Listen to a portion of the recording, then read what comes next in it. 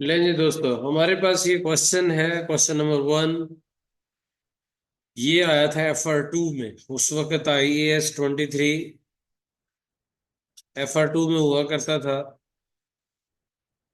और ये 15 मार्क्स का क्वेश्चन आया था। अभी तक हमने ये पढ़ा है कि हमारे पास दो किस्म के लोन होते हैं। एक हमारा जनरल लोन होता है और दूसरा हमारे पास स्पेसिफिक लोन वो होता है जो टिपिकली हम उस प्रोजेक्ट के लिए एक्वायर करते हैं। और दूसरा हमारे पास होता है जनरल लोन, उसके मल्टीपल यूजेस हो सकते हैं। अगर आपके पास स्पेसिफिक लोन भी हो और जनरल लोन भी हो, तो आप जब एसेट पर पैसे लगाएंगे तो स्पेसिफिक लोन से पहले लगाएंगे, जनरल से लगाएंगे? स्पेसिफिक से लगाएंगे क्योंकि स्पेसिफिक लिया आपने उसके लिए। तो ये दोस्त, अच्छा, स्पेसिफिक लोन पे आपको इंटरेस्ट पे करते हैं या नहीं करते? पे करते हैं। अगर आपको कस्टमर एडवांस दे दे या आपको कोई ऐसे पैसे आपके पास फंड्स पड़े हो जिस पर आपको कोई इंटरेस्ट देना ना पड़े, तो आप वो फ्री वाले पैसे पहले यूज करेंगे या स्पेसिफिक लोन इंटरेस्ट वाला पहले यूज करेंगे? फ्री वाला, इंटरेस्ट वाला जब मैं कहीं इन्वेस्ट कर दूंगा, कोई इन्वेस्टमेंट इनकम कमा लूंगा। सही है। और एक और जो इंपॉर्टेंट पॉइंट है वो ये है कि चैप्टर का नाम है boring cost. Boring cost capitalise करनी है। जो इक्विटी होती है वो बोरिंग्स होती है, इक्विटी बोरिंग्स नहीं होती। सही है दोस्त। तो इक्विटी पर ना हमें कैलकुलेट करने की जरूरत है, ना ही कैपिटलाइज करने की जरूरत है। इसलिए इन बातों को सामने रखते जरा क्वेश्चन में देखते हैं क्या लिखा हुआ।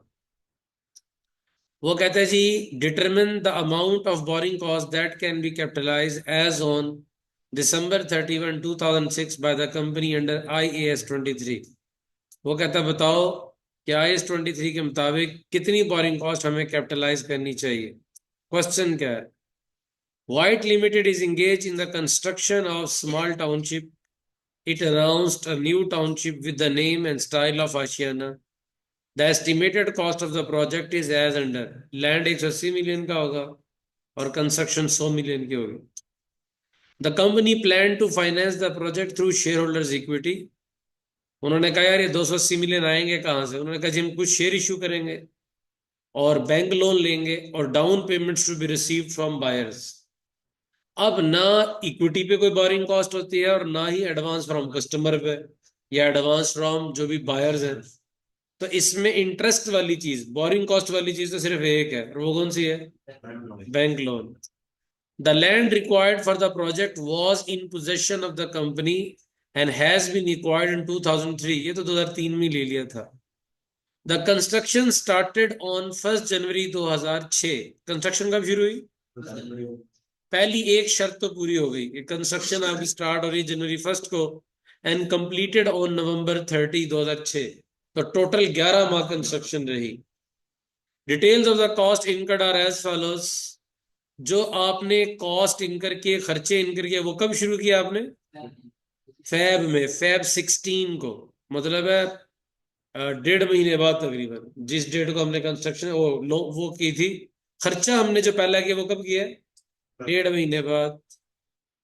डॉक्यूमेंटेशन में 2.5 मिलियन लगा, लैंड प्रिपरेशन पे 13.5 मिलियन लगा, स्ट्रक्चर पे 50 मिलियन लगा और फिनिशिंग पे 38.5 मिलियन। ये जो हमारे पास खर्चों की ने डिटेल्स दी है। इंटरनेट,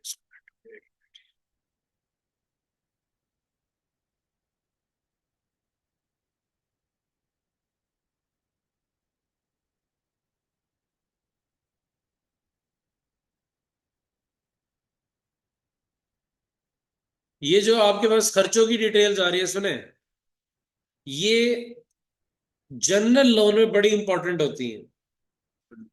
क्योंकि जनरल लोन में आपने देखना होता है कि कौन सा खर्चा कब किया।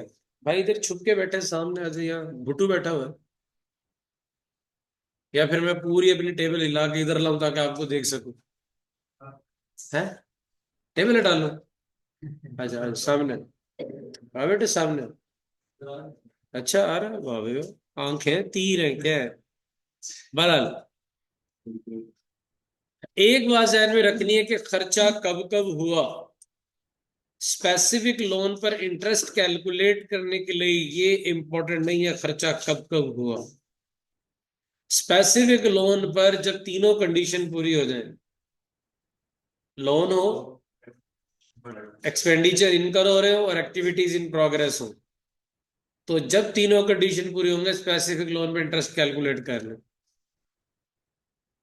कब तक? जब तक ये तीनों कंडीशन पूरी हो रही है। तीनों में से एक भी कंडीशन चली जाए, या एक्टिविटीज रुक जाए, या एक्सपेंडिचर होना इनकर होना बंद हो जाए, बल्कि उन्होंने कैपिटलाइजेशन बंद करने का क्राइटेरिया अलग से बताया कि when all the necessary activities substantially, all the activities जब कंप्लीट हो जाए तो फिर बोरिंग कॉस्ट आपने कैपिटलाइज नहीं करनी। सही है। इसलिए स्पेसिफिक लोन में तो सिर्फ वन लाइनर कैलकुलेशन होती है।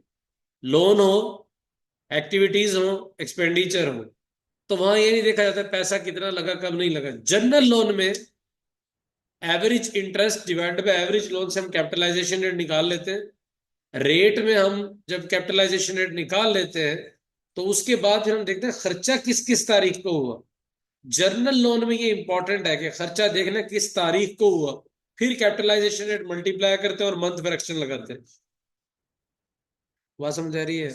तो हमने जनरल लोन में देखना खर्चा कब कब हुआ। सही है। अब वो यहां कहता है कि details of cost incurred as follows. तो खर्चे हमारे लिए इंपॉर्टेंट तब होंगे अगर नीचे जनरल लोन हुआ, फिर हम देखेंगे कि कौन सी पेमेंट है जनरल लोन से। नीचे क्या कह रहा है?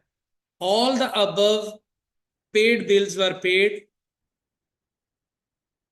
on the same date except for rupees 15 million included in finishing cost which was paid in January 2007। Construction नवंबर में कंप्लीट हो गई थी, एक पेमेंट कब आ रही है? जनवरी में आ रही है। तो कंस्ट्रक्शन के बाद तो हम नहीं देखेंगे क्या हो रहा है क्या नहीं हो रहा। तो कंस्ट्रक्शन कंप्लीट होने के बाद टोटली सारी चीजें क्या हो जाएंगी? इररिलेवेंट हो जाएंगी। सही है। आगे कह रहा है जी, funds were arranged as under. Share holder equity से इतने पैसे लिए, शेयर होल्डर इक्विटी पे वो कह रहा है यील्ड रिक्वायर्ड 30%, तो इंटरेस्ट कैलकुलेट करेंगे ना, इक्विटी पे इंटरेस्ट नहीं होता। बैंक लोन ए, इस पे इंटरेस्ट कैलकुलेट होगा। बैंक लोन बी, इस पे इंटरेस्ट कैलकुलेट होगा। डाउन पेमेंट पे कोई फाइनेंशियल कॉस्ट नहीं है और इस पर हम कोई पे भी नहीं कर रहे। अब ये हमारे पास दो लोन है। अब हमें देखना पड़ेगा कि ये जनरल लोन है या स्पेसिफिक लोन है। बोले जी, जनरल लोन है स्पेसिफिक लोन है?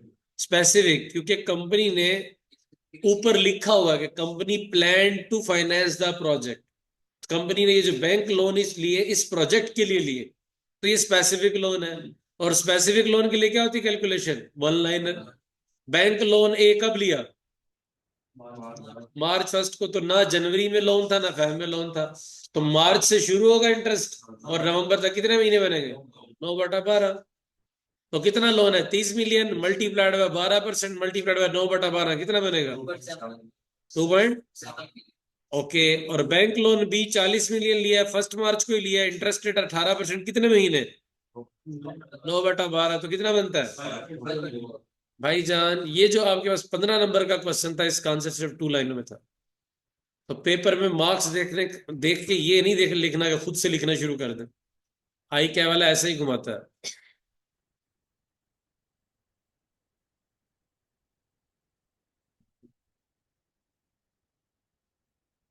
इसके अगर आंसर में जाए तो देखें, उसने यही कहा है कि डाउन पेमेंट और इक्विटी पे कोई इंटरेस्ट नहीं है, तो इसलिए कोई इंटरेस्ट कैपिटलाइज नहीं होगा।